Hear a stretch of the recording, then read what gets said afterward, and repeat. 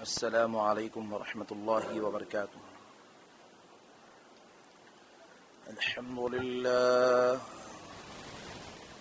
الحمد للہ رب العالمین،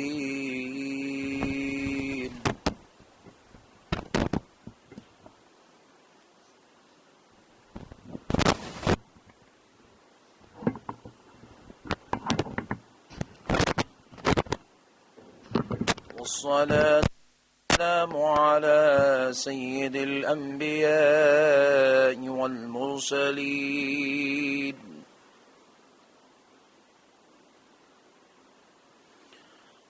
وعلى آله وأصحابه أجمعين الأكرمين.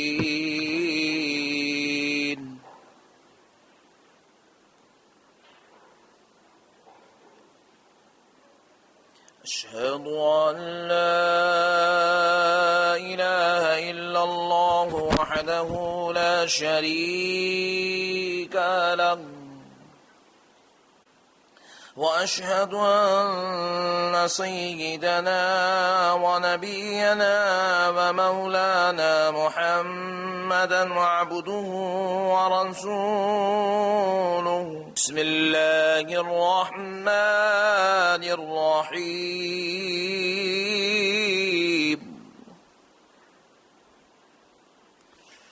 يا أيها الناس اتقوا ربكم الذي خلقكم من نفس واحدة وخلق منها زوجها وبث منهما رجالا كثيرا ونساء، واتقوا الله الذي تساءلون به والأرحام إن الله كان عليكم رقيبا. صدق الله العظيم وبلغنا رسوله النبي الكريم. معزز سامعین اکرام،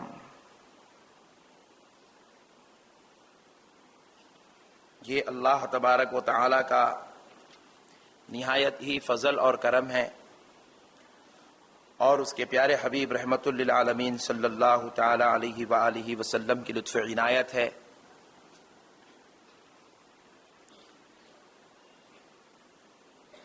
آج جمعہ مبارکہ کی اس مقدس اور مبارک مجلس میں ہم سب کو شرکت کی سعادت اور توفیق نصیب ہوئی ہے۔ معزز سامعین اکرام، ازدواجی زندگی میں باہمی حقوق اور بالخصوص نکاح کے تعلق سے ہم ضروری گفتگو کرنے کی سعادت حاصل کر رہے ہیں۔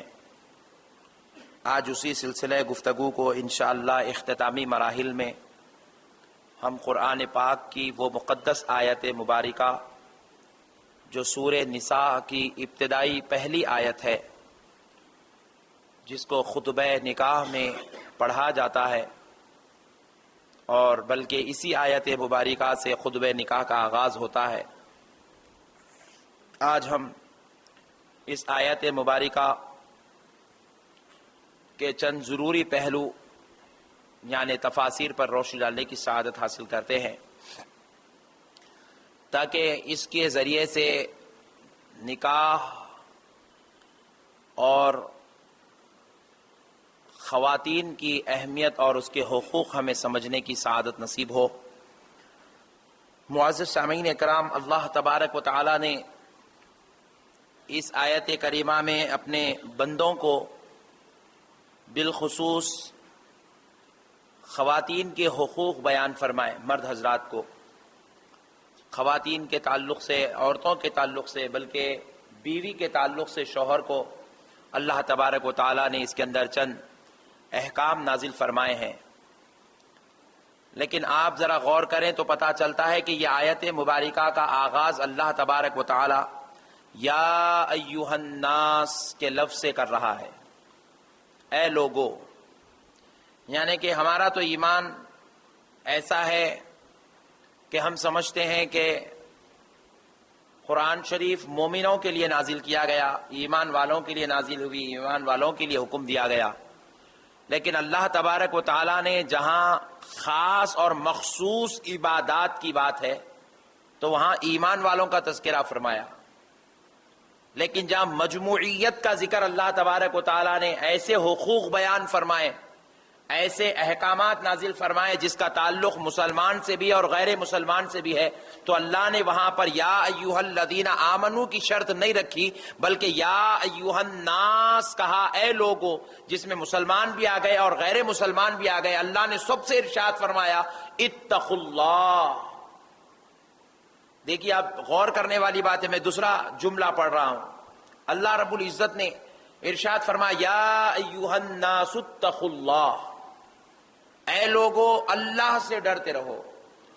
یعنی کہ اب یہ بات اللہ تبارک و تعالی، حالانکہ اس آیت کریمہ میں عورتوں کے تعلق سے اللہ نے چند باتیں بیان فرمائی، اس مضمون میں اس آیات مبارکہ کی تسلسل کے ساتھ اللہ نے حقوق خواتین کے بیان کیے، لیکن ذرا غور کیجئے، جب کوئی لیسن پڑھایا جاتا ہے، جب کوئی چیپٹر پڑھایا جاتا ہے تو اس کی ہیڈنگ میں اس کے تقریباً حقوق کے تعلق سے ہنٹس دی جاتی ہے کہ اس میں کس موضوع پر گفتگو ہو رہی ہے۔ تو اللہ تبارک و تعالیٰ نے یہاں پر نام تو سورے کا سورہ نساء رکھا، لیکن سورے کی ابتدا ہو رہی ہے اتقوا اللہ، اللہ سے ڈرنے کے تعلق سے۔ اللہ تبارک و تعالیٰ بتا رہا ہے کہ یہ معاملات ایسے ہیں کہ مرد آدمی اپنے بھائیوں کے سامنے تھوڑی دیر کے لیے دب کر رہ سکتا ہے، والدین کے سامنے ایک آدمی ادب اور احترام کی خاطر جو ہے دبا ہوا ہو سکتا ہے، لیکن جب بیوی کے سامنے آ جاتا ہے تو دب کے رہنے کا خیال اور تصور اس کے پاس نہیں ہوتا۔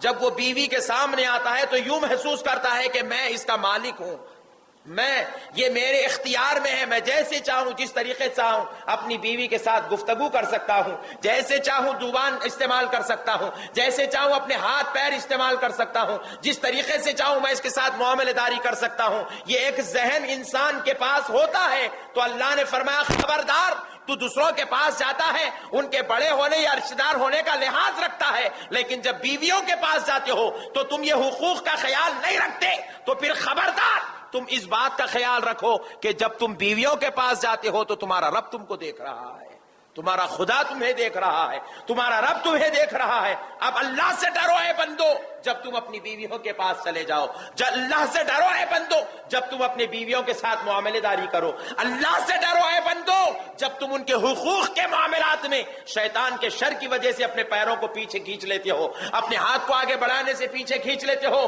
ان کے حقوق کی صحیح طریقے سے ادائیگی نہیں کرتے ہو، تو پھر اللہ سے ڈرو۔ آپ پوچھیں مولانا کون سا ایسا شوہر ہوگا جو بیچارہ اپنی بیوی کا حق ادا نہیں کرتا ہوگا؟ الحمدللہ ہم سارے لوگ اپنی بیویوں کو کھانا کھلاتے ہیں، کپڑے بھی پہناتے ہیں، عالیشان دعوتوں میں لے جاتے ہیں، خاندان اور قبیلے میں بھی لے جاتے ہیں، دعوتیں بھی ہوتی ہیں، سارے معاملات گھروں میں ہوتے ہیں۔ ابھی کیا حقوق ہے؟ میں ایک حق بتا دیتا ہوں جو عورت کا بنیادی حق ہے، اور یہاں بیٹھے ہوئے لوگوں میں جس میں سے ہم میں تقریباً 95% مسلمان اس حق سے جو عورت کا پہلا اور اول حق ہے ہم اس سے چھینے ہوئے ہیں۔ آپ بھی تعجب میں پڑھ رہے ہوں گے یہ کون سی بات ہو رہی ہے، جبکہ اس آیت اس حق کا ذکر اللہ نے اسی آیت کے انتہائی حصے میں فرمایا ہے۔ میرے پیارے معزز سامعین اکرام ذرا غور کیجئے، عورت کا شوہر کے پاس کھانا کھانے کا حق بعد کا ہے، اچھے کپڑے پہننے کا حق بعد کا ہے، معاملہ داری کا حق بعد کا ہے، خاندان اور قبیلوں میں جانے اور آنے کا حق بعد کا ہے۔ مرد کے لیے عورت کا جو حقوق ادا کرنے کا پہلا حق ہے، خدا کی قسم وہ مہر دینے کا حق ہے۔ لیکن آج ہم دیکھ رہے ہیں ہمارا مسلمان نوجوان شادی کر رہا ہے، لاکھوں روپیہ اپنے جو ہے گاڑیوں پر، اپنے کام کاج پر، اپنی شادی کی شاپنگ پر، اپنے شادی خانوں پر، اپنے رشتہ داروں کے تحفے اور تحائف نیوتے بنانے پر خرچ کرتا ہے، لیکن افسوس چھوٹا سا ایک مہر کی رقم اپنی بیوی کو دینا گوارا نہیں کرتا، جبکہ شادی کے معاملات میں شادی خانہ لینا فرض نہیں ہے، 1000 لوگوں کو دعوت دینا فرض نہیں ہے، 1000 لوگوں کو رخے بانٹنا فرض نہیں ہے، سمداوے میں رشتہ داروں میں کوئی نیوتے کرنا فرض نہیں ہے، لیکن بیوی کی صورت دیکھنے سے پہلے مہر ادا کر دینا فرض قرار دیا گیا ہے۔ لیکن افسوس کی بات ہے آج معاشرہ اتنا گندا ہو گیا کہ سارے گندے کام کرتا چلا جا رہا ہے، لیکن جو عورت کو حق دیا جا رہا ہے، اللہ نے اس کو حق مقرر کیا، رسول اللہ نے اس کو حق مقرر کیا، شریعت نے اس کو وہاں حق دیا، لیکن مسلمان آج اللہ رسول کے دیے ہوئے حق سے ہاتھ کھینچ رہا ہے۔ کسی کی شادی ہو گئی 40 سال ہو گئے، مہر ابھی تک ادا نہیں ہوا، کسی کی شادی ہوئی 20 سال ہو گئے، مہر ابھی تک ادا نہیں ہوا، کسی کی شادی ہوئی 10 سال ہو گئے، مہر ابھی تک ادا نہیں ہوا، جبکہ آپ کو معلوم ہونا چاہیے مہر جو دیا جا رہا ہے وہ مہر عورت کے ساتھ رات کی جو اطمینان نصیب ہو رہا ہے، رات میں جو صحبت ہو رہی ہے، رات میں جو شوہر اپنی بیوی کے قریب ہوتا ہے، بس مہر اسی لیے ادا کرنے کا حکم دیا گیا۔ مگر افسوس میرے بھائی اس قربت کی وجہ سے کسی کے گھر 11 بچے پیدا ہو گئے، لیکن اب تک اس نے مہر ادا نہیں کیا، کسی کے گھر 5 بچے پیدا ہو گئے، اب تک مہر ادا نہیں ہوا۔ افسوس کی بات ہے انہی صحبتوں کی وجہ سے آج وہ نانا اور دادا بھی بن گئے، لیکن اب تک مہر ادا نہیں ہوا۔ ذرا کتنی افسوس کی بات ہے، جبکہ اسلام کہہ رہا ہے اتقوا اللہ، بندے اللہ سے ڈر، دیکھ پہلے تیری بیوی کا کیا حق ہے وہ پہلے ادا کر دے۔ ایک شادی میں 5 لاکھ روپیہ خرچ ہو رہا ہے، 10 لاکھ روپیہ خرچ ہو رہے ہیں، لیکن افسوس کی بات ہے 21,000 روپے مہر ادا نہیں ہوا، 11,000 روپے مہر ادا ابھی تک نہیں ہوا۔ خوش نصیب ہے وہ بزرگ حضرات جن کی شادیاں آج سے 25 سال 30 سال پہلے ہوئی، ان کا مہر تو 500 روپے تھا، 1000 روپے تھا، 1100 روپے تھا، وہ بھی ابھی تک ادا نہیں ہوا۔ کتنی تعجب کی بات ہے، کتنی افسوس کی بات ہے۔ اسی لیے اللہ کہہ رہا ہے بندو اللہ سے ڈرو، تم بیویوں کے معاملات میں بہت لاپرواہ ہو جاتے ہو، تم اپنی بیویوں کے حقوق ادا نہیں کرتے ہو۔ معزز سامعین اکرام، برا نہ مانے، لڑکی والے بھی آج اتنے گندے حرکات کرتے چلے جاتے ہیں کہ لڑکے والوں کو پوچھتے ہیں آپ کو جہیز میں کیا چاہیے،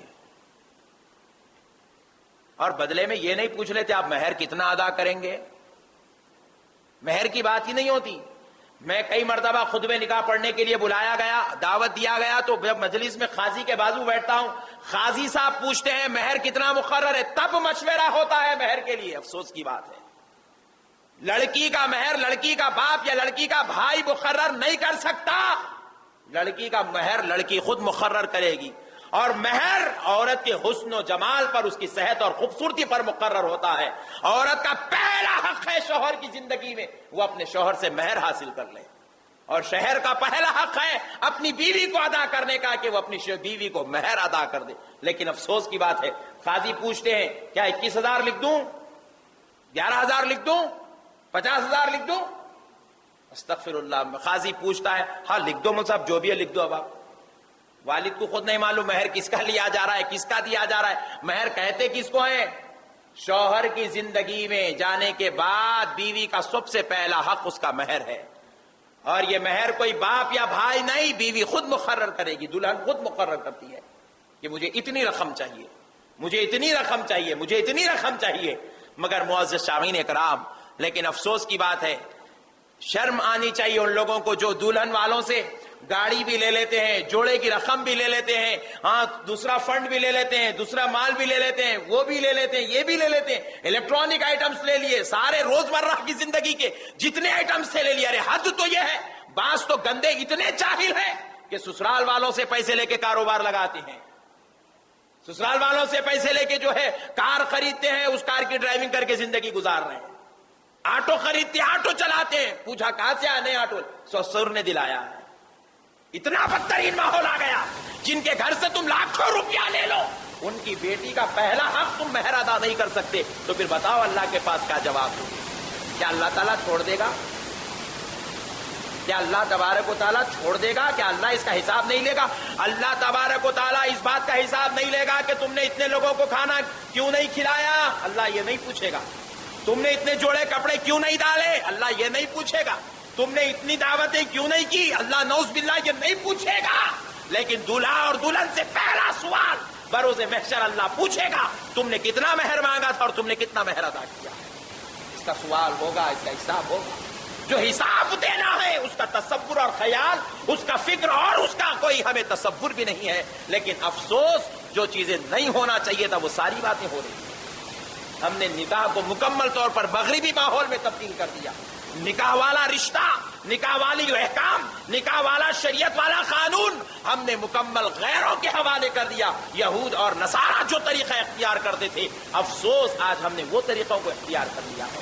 اسی لیے اللہ رب العزت آگے ارشاد فرماتا ہے خلقکم من نفس واحدہ، پروردگار عالم فرماتا ہے جس نے پیدا فرمایا ہے تمہیں ایک جان سے، یعنی کہ اے لوگو ڈرو اس پروردگار سے جس نے تم کو ایک جان یعنی حضرت آدم علیہ السلام کے ذریعے سے پیدا کیا. تم ساری اولاد آدم ہو. یہاں پر ایک اور جامع بات بتاتا ہوں، اولاد آدم ہم بھی ہے مسلمان، اولاد آدم غیر مسلمان بھی ہے، اولاد آدم یہود بھی ہے، اولاد آدم عیسائی بھی ہے. جتنے انسان دنیا میں نظر آتے ہیں زمین پر یہ سارے اولاد آدم ہیں. لیکن ذرا غور کریے، جب حقوق کی بات آ رہی ہے، عورت کو کھانا کھلانے کی بات آ رہی ہے، عورت کو مہر دینے کی بات آ رہی ہے، عورت کے ساتھ حسن سلوک کی بات آ رہی ہے، اللہ صرف مسلمان سے نہیں ساری انسانیت سے مخاطب ہو رہا ہے. کیوں؟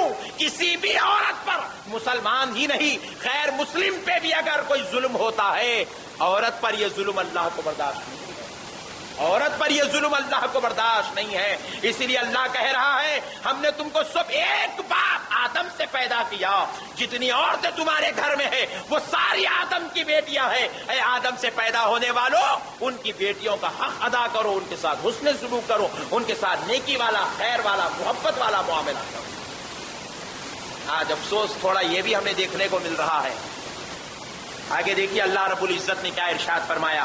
اس کے بعد اس بات کی طرف آتے ہیں وَخَلَقَ مِنْهَا زَوْجَهَا وَبَثَّ مِنْهُمَا رِجَالًا كَثِيرًا وَنِسَاءً، اور پیدا فرمایا اسی جوڑے سے ہم نے کثیر تعداد میں مردوں کو اور کثیر تعداد میں عورتوں کو، اور پھر ان میں سے ہم نے کسی کو کسی کا جوڑا بنا دیا. ہم نے کسی کو کسی کا جوڑا بنا دیا. ہم نے کثیر مرد ان سے پیدا کیے، کثیر عورتیں ان نے حضرت آدم علیہ السلام کے ذریعے سے ہم نے دنیا میں پیدا کیا. پھر ان میں سے کسی کو کسی کا جوڑا بنا دیا تاکہ پھر ان کے ذریعے سے یہ نسلیں پھیلتی رہی، یہ اولاد کا سلسلہ چلتا رہے، یہ بندگان خدا پیدا ہوتے رہے. پیارے بزرگ اور دوستو، پھر اللہ تعالیٰ اب آگے دیکھیے، وہ بھی آیت ختم نہیں ہوئی، آیت کی تسلسل ہے. اللہ آگے ارشاد فرما رہا ہے وَاتَّقُوا اللَّهَ الَّذِي تَسَاءَلُونَ بِهِ وَالْأَرْحَامَ. پھر آیا وَاتَّقُوا اللَّهَ. آپ نماز والی آیاتیں پڑھ لیجئے، وَاتَّقُوا اللَّهَ وَاتَّقُوا اللَّهَ نہیں آیا بار بار.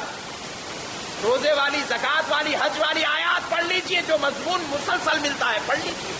ایک آدھ بار آیا ہوگا اللہ سے ڈرو، اللہ سے ڈرو. لیکن یہ نکاح عورتوں کے حقوق کی بات آئی ایک ہی آیت میں. اللہ نے یا ایھا الناس اتقوا اللہ پہلے لفظ جملے میں، پھر آگے والے جملے میں واتقوا اللہ الذی تساءلون، پھر دوبارہ کہہ رہا ہے اللہ سے ڈرو. اگر بندہ اللہ سے ڈرنے والا ہوتا، ساس اللہ سے ڈرنے والی ہوتی، سسرا اللہ سے ڈرنے والا ہوتا، داماد اللہ سے ڈرنے والا ہوتا، بہو اللہ سے ڈرنے والی ہوتی، تو آج مسلمان کا ایک بھی ڈوری کیس کورٹوں میں درج نہیں ہوتا تھا. ایک گھر میں بھی طلاق نہیں ہوتی تھی، ایک گھر میں بھی خلا کی بات نہیں ہوتی تھی، ایک گھر کے اندر بھی فتنہ، شرارت، مستی، گندے کام، برے کام ہرگز نہیں ہوتے تھے. ازدواجی زندگیوں میں انتشار اور فتنہ ہرگز نہیں ہو سکتا. اللہ کو معلوم ہے، پروردگار عالم جانتا ہے کہ بیوی اور شوہر کے درمیان جتنے اختلافات، جتنے فتنے، جتنے انتشارات شیطان لے کر آئے گا. اور یہ گندگی، نادانی، جہالت، دین سے دوری کی وجہ سے ایک شوہر اور بیوی یہ رشتوں کے درمیان شیطان کی شرارت کو جتنی قبول کر لیں گے. اسی لیے اللہ تبارک و تعالیٰ نے ان کو متنبہ کرنے کے لیے، آگاہ کرنے کے لیے بار بار قرآن شریف میں فرما رہا ہے اللہ سے ڈرتے رہو، اللہ سے ڈرتے رہو. اللہ سے ڈرتے رہو کی ایک بات اور یہ بھی ہے، ہر معاملہ ہوتا ہے تو لوگوں کے بیچ میں ہوتا ہے. ماں باپ کے ساتھ آپ کی کیا معاملے داری ہے، بھائیوں کو بھی معلوم، بہنوں کو بھی معلوم. بچوں کے ساتھ ہمارا کیا معاملہ ہے ہمارے پورے خاندان کو معلوم، ہمارے رشتہ داروں کو معلوم. دوستوں کے ساتھ کیا معاملے داری ہوتی ہے سارے دوستوں کو معلوم ہوتی ہے. چچاؤں، خالہ، پھوپھو، ماموں کے ساتھ ہمارا کیسا تعلق ہے سارے خاندان کو معلوم. لیکن بیوی اور شوہر کا جو تعلق ہے وہ کسی کو معلوم نہیں، وہ صرف کمرے کے اندر کی بات ہوتی ہے. اسی لیے پروردگار کہہ رہا ہے جب تمہیں کوئی نہ دیکھ رہا ہو تو یہ نہ سمجھو کہ میں جو چاہوں کر لوں، جیسے چاہوں کہہ دوں، جیسے چاہے سلوک کروں، جیسے چاہے گندگی کروں، جیسے چاہے برائی کروں. یہ تصور اور خیال مت کرو، بلکہ تم جب تنہائی میں آؤ تو یہ نہ سمجھو کہ کوئی نہیں دیکھ رہا ہے، بلکہ یہ سمجھتے رہو کہ تمہارا رب تم کو دیکھ رہا ہے، تمہارا اللہ تمہارا نگران ہے. اسی لیے آگے والی آیت کے ٹکڑے میں اللہ نے کیا کہا؟ ان اللہ کان علیکم رقیبا، بے شک تمہاری اس معاملے داری میں تمہارا پروردگار ہی تمہارا نگران ہے. اللہ کہہ رہا ہے میں تمہارا نگران ہوں، میں تمہیں دیکھ رہا ہوں.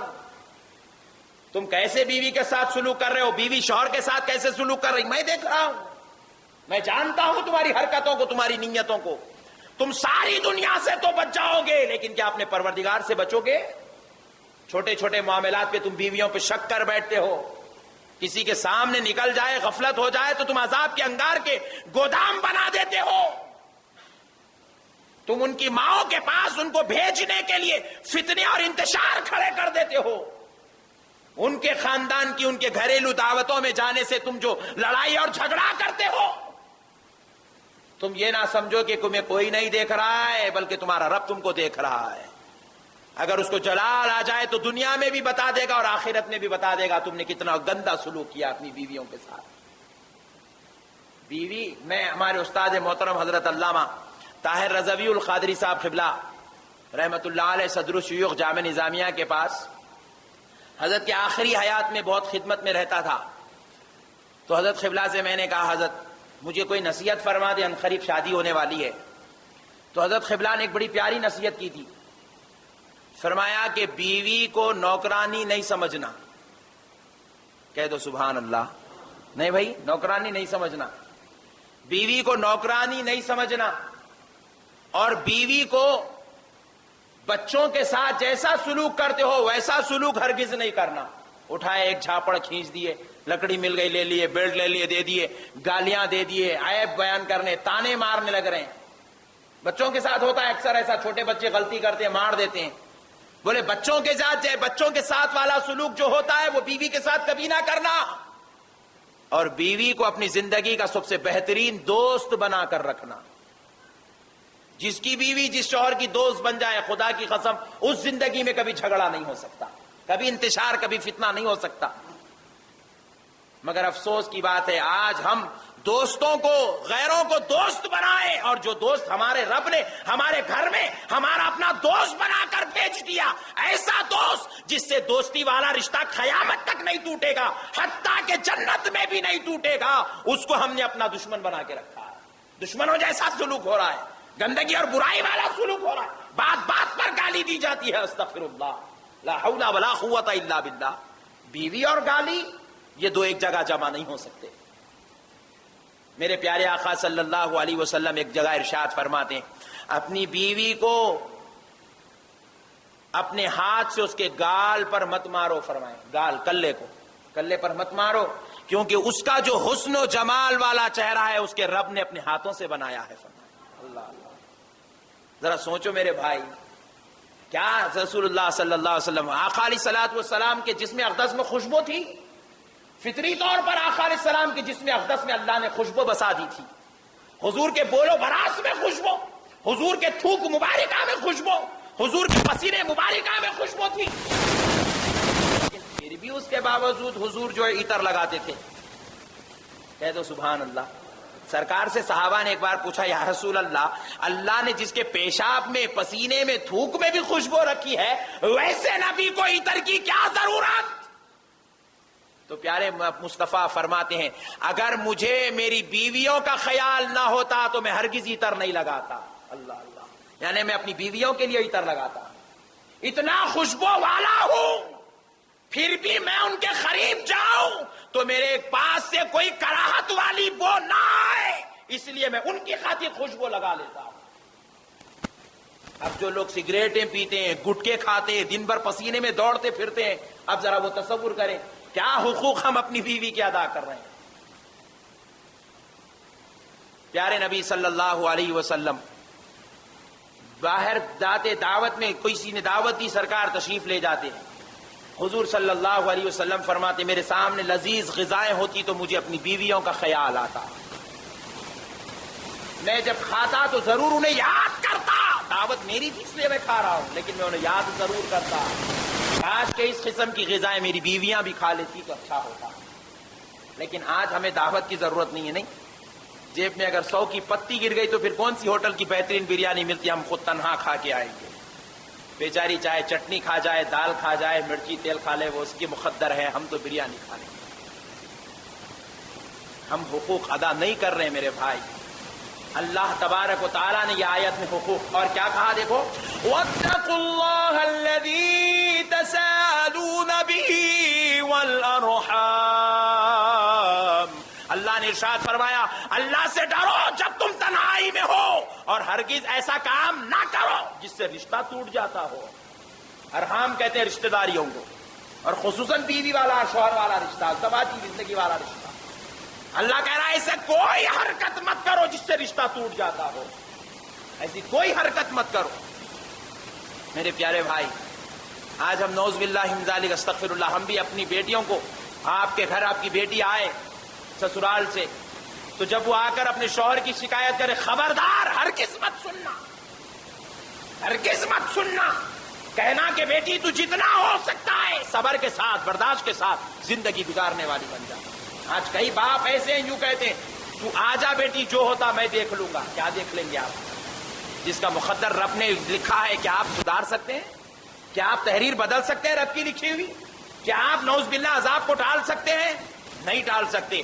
اسی لیے یہ گندی تربیت کرنے کے بجائے اگر یوں کہہ دے بیٹی وہ تیرا سسرال وہی تیرا گھر ہے، اور جو تیرے ساتھ ہو رہا وہ تیرا مقدر ہے، برداشت اور صبر کر، ہو سکتا ہے صبر کے بدلے اللہ کی رحمت آ جائے، اللہ دیکھے میری خاطر میری بندی صبر کر رہی ہے، اس کی تقدیر کے یہ الفاظ کو مٹا دیا جائے، رحمت اور نوازشات، انعام و انعامات کو تحریر کر دیا جائے۔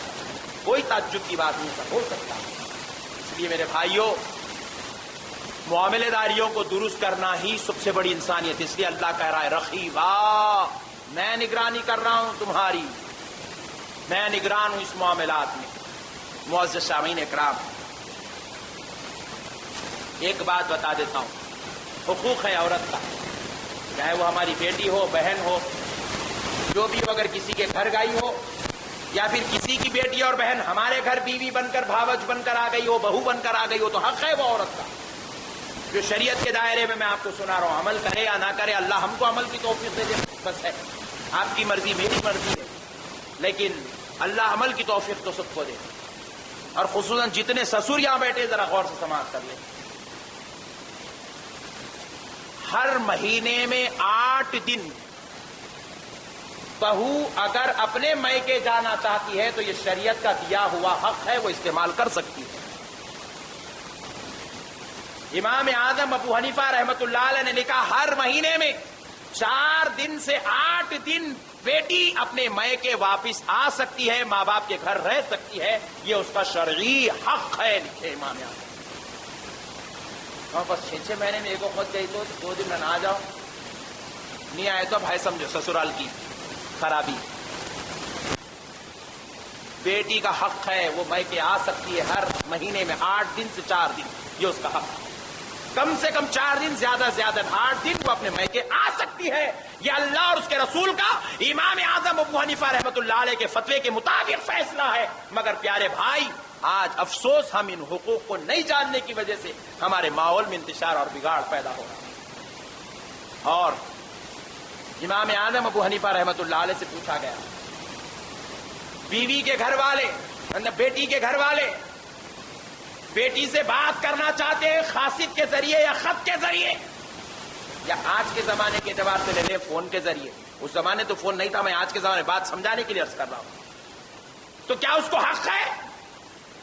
تو بولے جس کا دودھ پی کر وہ بڑی ہوئی، جس باپ کے ذریعے پیدا ہوئی، اس سے بات کرنے کے لیے بھی کوئی حق ہو سکتا ہے؟ اللہ اللہ، ایک فون آ جائے کیا بات ہے، آپ کے امی بہت فون کر رہے ہیں، بہت بات کر رہے ہیں، آپ کے بابا کو کام نہیں ہے، صبح شام ایک آدھ فون کرتے ہی رہتے ہیں. نعوذ باللہ، یہ سسرال والوں کی بولی ہے. یہ بول لو اور ایسے 40 بول لو، لیکن ایک دن یاد رکھو جب کفن پنا کی خبر میں لٹھا دیا جائے گا، اللہ پوچھے گا تو بہو پر یہ ظلم کیا کرتی تھی، تو کیا جواب دو گے؟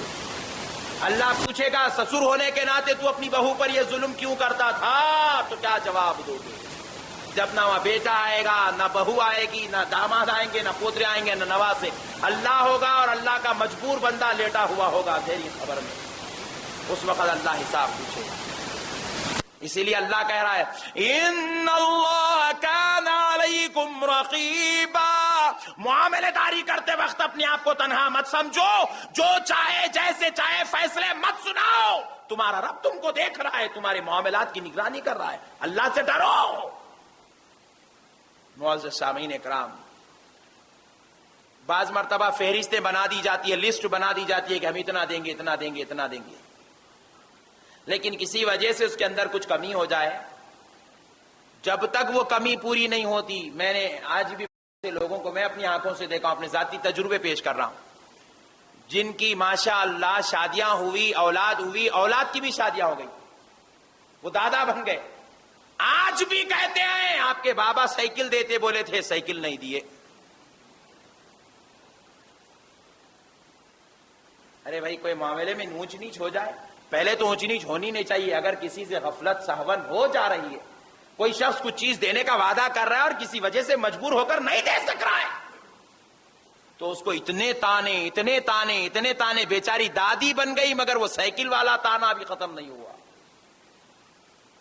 ذرا سوچو میرے بھائی، اللہ کو کتنا جلال آتا ہوگا، اللہ کو کتنی تکلیف ہوتی ہوں گی.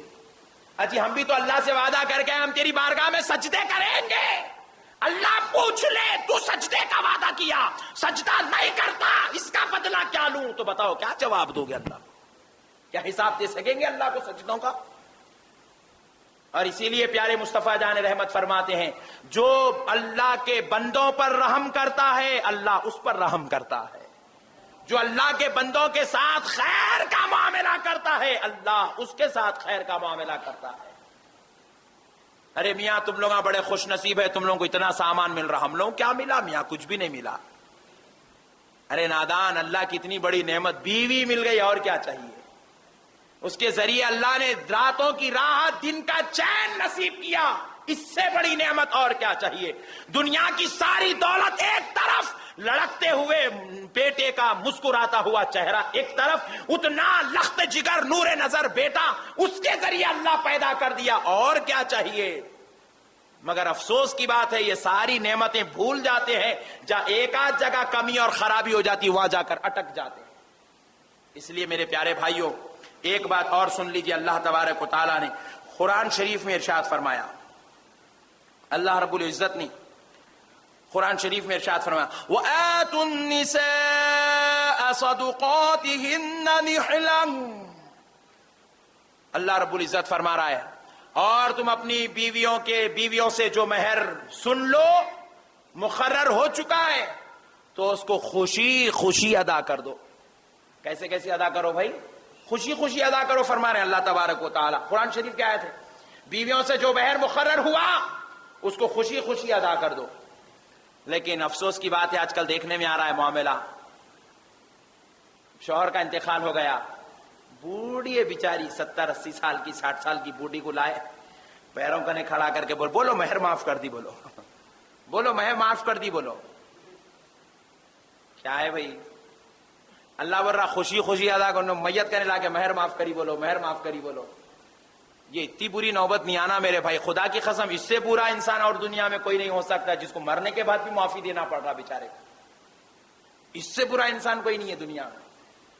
وہ بیچاری معاف کر دے رہی، خوشی خوشی کوئی بھی نہیں کرتی. ارے میرے آنے کے تھے 21,000 روپے، 11,000 روپے، 1,100 روپے، بڈھا مرتے مرتے مر گیا مگر دیا نہیں اب تک.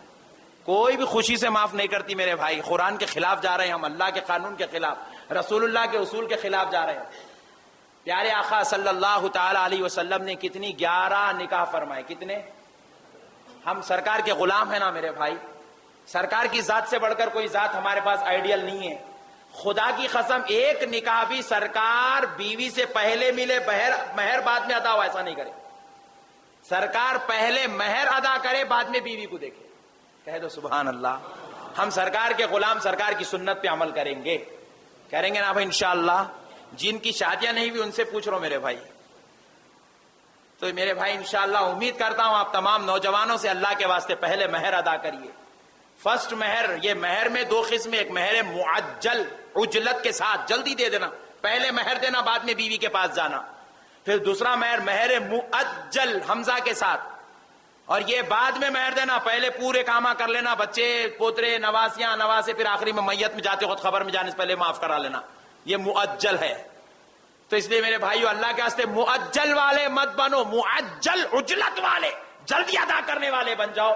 انشاءاللہ جس کا مہر جلدی ادا ہو جاتا ہے اس مہر کی ادائیگی کی بعد جو صحبت ہوتی ہے ویسی صحبت سے اللہ والے پیدا ہوتے ہیں, ویسی صحبت سے علماء اور حافظ قرآن پیدا ہوتے ہیں, ویسی صحبت سے داعیان اسلام پیدا ہوتے ہیں, ویسی صحبت سے متقی پرہیزگار عابد اور زاہد اولاد پیدا ہوتی ہے. نافرمان شریر اولاد ان ماں باپ کے گھر پیدا نہیں ہوتی جو مہر ادا کر کے صحبت کرتے ہیں. امید کرتا ہوں میرے پیارے نوجوان بھائیوں سے کہ انشاءاللہ اپنی بیویوں کے حقوق ادا کریں گے اور انشاءاللہ ہر معاملات میں ان کو خوش رکھنے کی کوشش کریں گے نا بھائی انشاءاللہ. انشاءاللہ ہوٹلوں میں بریانی ذرا کم کر دیں گے نا بھائی. ہوٹل کی کھانا ہے تو کھاؤ مگر پارسل لے جا کے گھر میں بیوی کے ساتھ بیٹھ کے کھاؤ. کوشش کریں گے کوشش انشاءاللہ. اللہ تعالیٰ سے دعا ہے پروردگار سرکار کے صدقے میں ہمارے نوجوان بھائیوں کو اپنی بیویوں کے حقوق ادا کرنے کی توفیق عطا فرمائے.